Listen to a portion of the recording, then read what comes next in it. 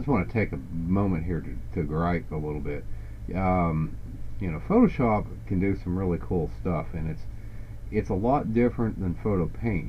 Photo Paint really is strictly a photo program because remember, CorelDRAW is the flagship product of Corel, and a lot of the stuff that Photoshop does, you would actually do in CorelDRAW, which is a little more powerful than this. This is like a photo editor that they decided to add vector art to, because like I said, a lot of these layers are actually vector, but it's almost like an afterthought. It's still not the native language, so to speak, of Photoshop. But one of the reasons for that is because Photoshop, is used by a lot of people, as the only program they have. A lot of them don't have Illustrator. Whereas CorelDRAW, Photo Paint usually comes with CorelDRAW, so they act kind of together, and it works quite well. But it's a lot more intuitive of a program than this. This program is anything but intuitive.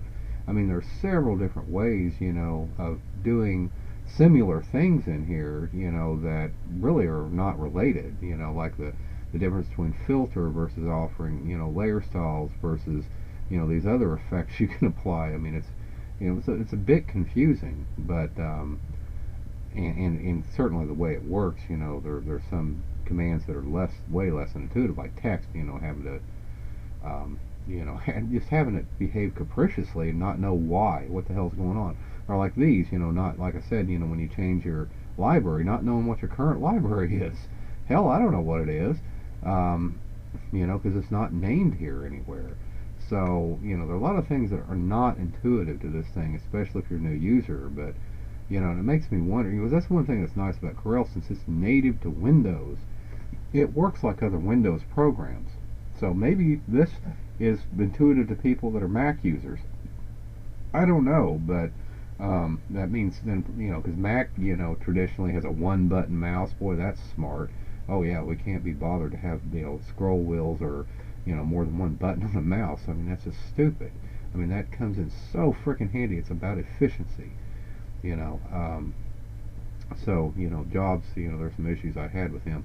But, the point is, though, is that, Mac users may find this more intuitive because maybe the Mac, traditionally has worked in a more retarded way than Windows. But don't get me wrong, I do appreciate what old Steve Jobs did. It's awesome. I'm a big fan of his. I've read a lot of books about him. But at the end of the day, there's still some quirks he had, and some of the things, he was more interested in style than utility, and that's not good because those should go hand in hand in design. That's the utility's still got to be high on your list, because if you have a product and it's not useful, or it's not easy to use, then it's really impeding somebody else's time. It's like in frickin' C++. Great example of that. Those assholes made C just because they didn't want BASIC. They didn't want something called Beginner's All-Purpose Symbolic Instruction Set. So, you have, like things you got to do in C, which is ridiculous, like put semicolons at the end of every frickin' line. Well, holy shit, how much time does that add? If you think about how many lines of code you write, a programmer writes in his lifetime, in this little split second it takes to hit that stupid semicolon button, that adds up. Because you're doing that a lot. And that's just ignorant. In BASIC, you don't have to frickin' do that. And hell, even most, many compilers for assembly language, you don't have to do that, except for some. Some do it, which is irritating. It's just a waste of my time. That's something that should not be there. But at any rate, I just wanted to gripe a little bit.